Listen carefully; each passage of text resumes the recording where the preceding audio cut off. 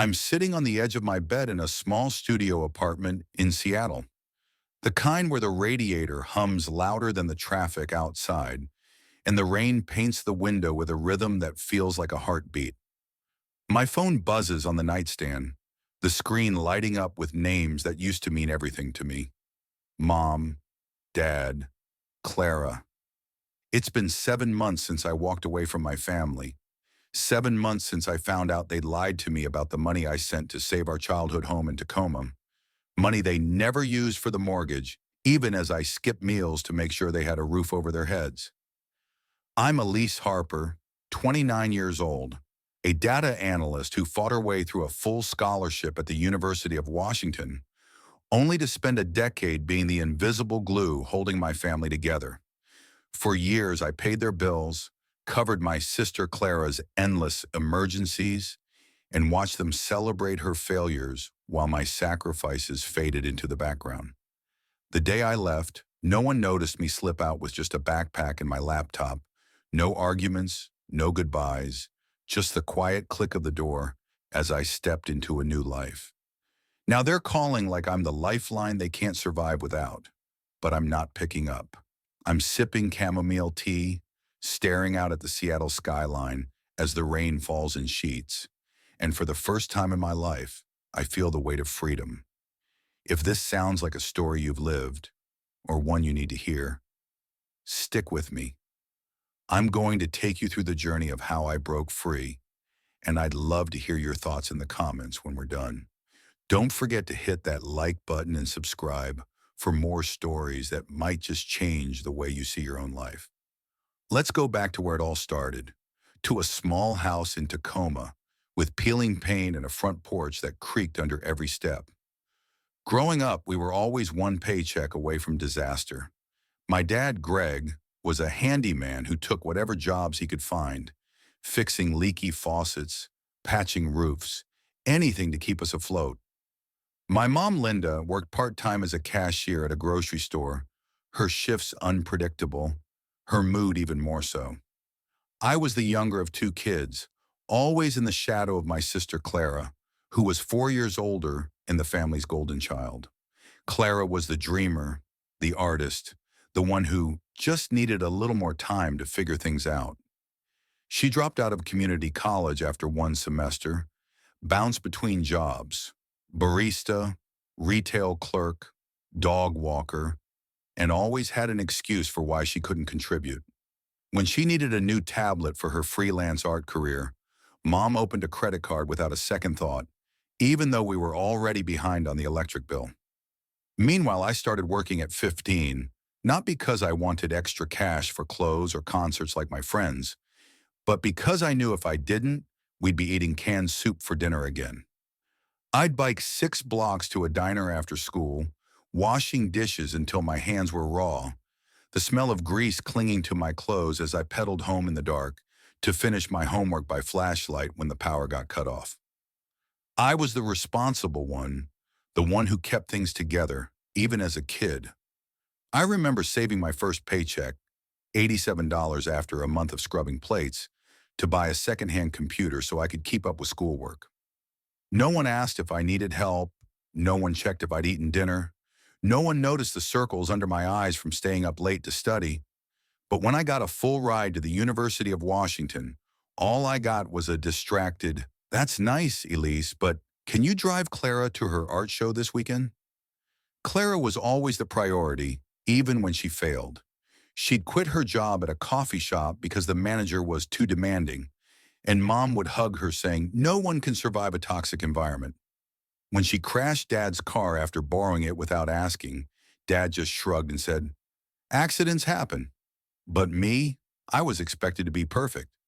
When I graduated with honors, landed a solid job at a tech firm in Seattle, and started making decent money, Mom's only comment was, "That's so far. How will Clara get to her gigs if you're not around to drive her?" I thought that's just how family worked. I was the one who kept the lights on, the one who sent money for the water bill, the car repairs, even the new fridge when ours broke down during a heat wave. I'd graduated with a degree in data analytics, landed a job at a firm that paid well enough for me to breathe a little easier, and I was proud of what I'd built. But the more I gave, the less they saw me. Every time I sent money, there was no thank you, just another request. Elise, we're a bit short on the mortgage this month. Can you help? Elise, Clara's trying to start a new project. Can you cover her rent for a few months? I'd send the money, no questions asked, because I thought I was helping, because I thought that's what love looked like. But love shouldn't feel like a one-way street, should it? I started keeping a ledger, not because I ever planned to ask for the money back, but because I needed to see the numbers for myself. Over 8 years, I'd sent them over $25,000. Money I could have used for a down payment on my own place. Money I'd scraped together while eating instant ramen so they could have a new couch. And still, I was the one who got sighs of disappointment when I couldn't give more. I remember the moment I started to crack, the moment I realized I couldn't keep going like this. It was a Tuesday evening, and I was standing in a convenience store near my old apartment in Tacoma, holding a gallon of milk I couldn't afford. I just sent $1,500 to cover the mortgage and Clara's latest art supply emergency. And when I opened my wallet, I had $3 to my name. I put the milk back, walked out empty-handed, and sat in my car, staring at the dashboard as the reality hit me. I was 27 years old, working a job I'd fought tooth and nail for, and I couldn't even buy milk because I was pouring everything into a family that didn't even see me.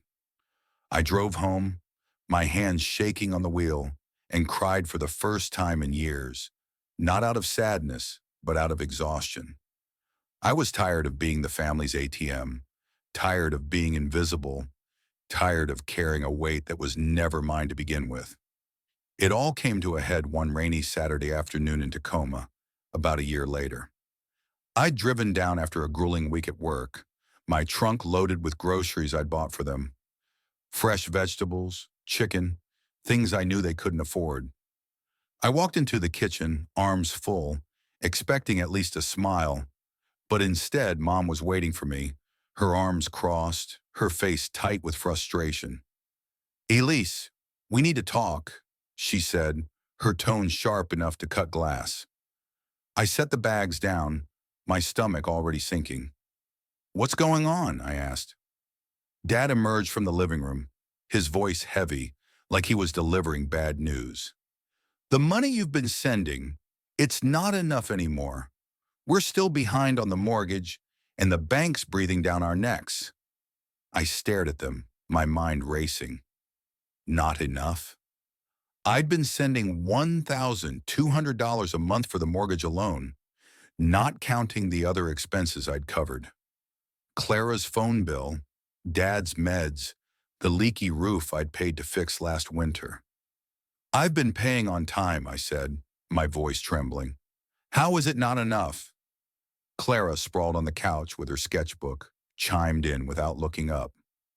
"Maybe if you didn't act like you're better than us, you'd see how hard it's been." I turned to her, my patience snapping. "Hard for who, Clara? I'm working 60-hour weeks to keep this house afloat while you're, what, sketching?" Mom's face hardened. "Don't you dare talk to your sister like that. She's trying, Elise. You wouldn't understand. You've always had it easy." Easy? The word hit me like a slap. I'd spent my teenage years scrubbing grease off diner floors so we wouldn't go hungry, and my 20s wiring money I couldn't spare so they wouldn't lose the house. I took a deep breath, trying to keep my voice steady. "I've paid the mortgage for 2 years straight. I've covered everything, utilities, repairs, Clara's projects, and it's still not enough?" Dad sighed, his tone patronizing. "You're doing well, Elise. We're struggling. Doesn't that seem unfair?" Unfair. The irony burned in my chest. I looked at the three of them, Mom with her accusing glare, Dad with his tired excuses, Clara with her entitled indifference, and I felt something shift inside me. I'd spent a decade trying to prove my worth, trying to earn their love, but I was never going to be enough for them. Not because I wasn't trying, but because they didn't want me to be anything more than a solution to their problems. If it's such a burden, Mom said, her voice dripping with disdain, then maybe you should just leave. We'll figure it out without you. Time seemed to stop. I'd heard those words in my head 1,000 times, but hearing them out loud was different. They meant it. They didn't see me as a daughter or a sister.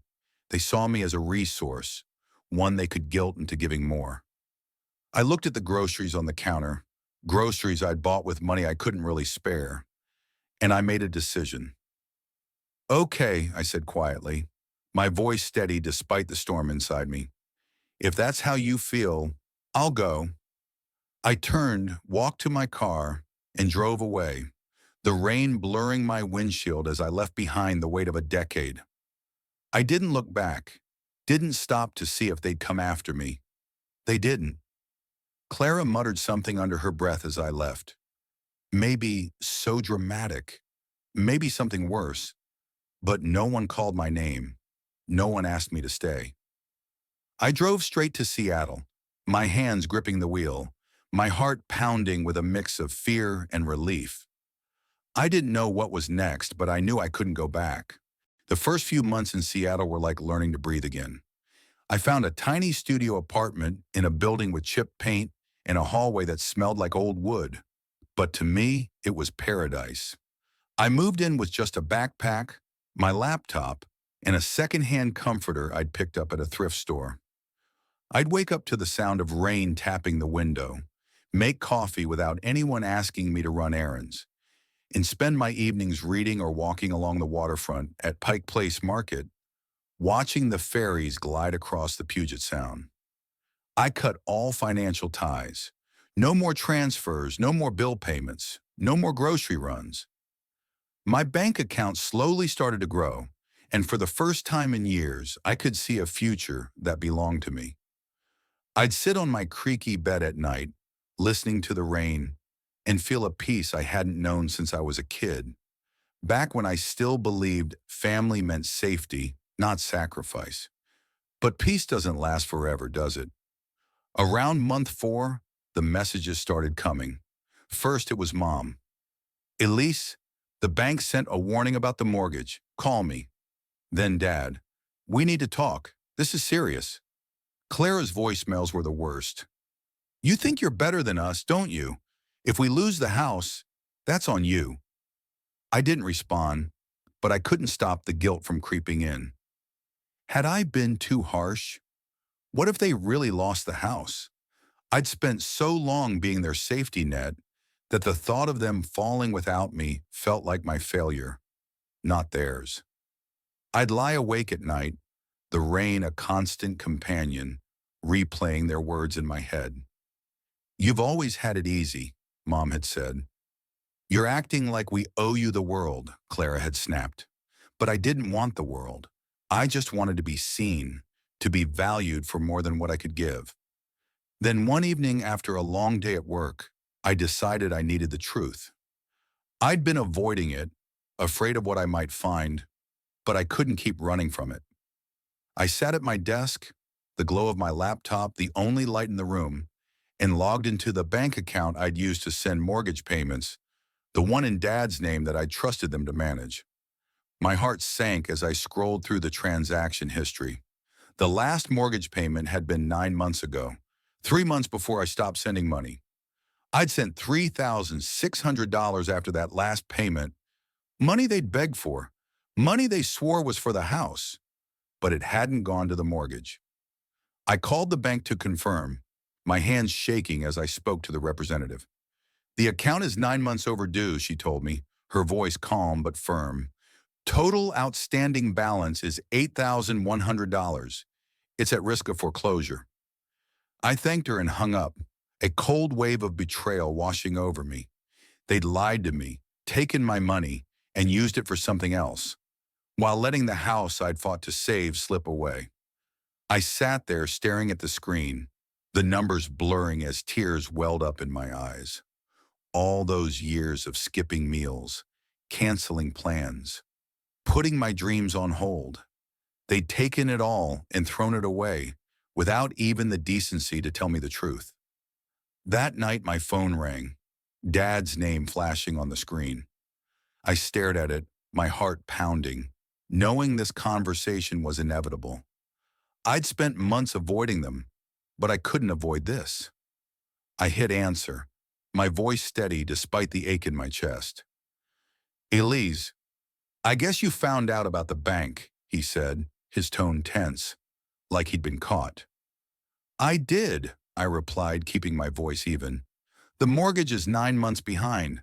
I sent money after the last payment. So where did it go? He sighed as if I were the one being unreasonable. It's not what you think. Things got complicated. Before I could respond, Mom grabbed the phone, her voice shrill with anger. How dare you speak to your father like that? Everything's falling apart since you left. I closed my eyes, fighting the urge to hang up. Falling apart because I stopped paying for everything? I asked, my voice rising despite my efforts to stay calm. You lied to me. I sent money for the house and you didn't use it. What did you do with it? Clara's voice cut in, sharp and accusing. You're blowing this out of proportion. They just need time, and you're acting like we owe you the world. I let out a bitter laugh, the sound harsh even to my own ears. The world? No, Clara. But I kept this family afloat for a decade while you did nothing. I worked myself to the bone, and you couldn't even be honest with me.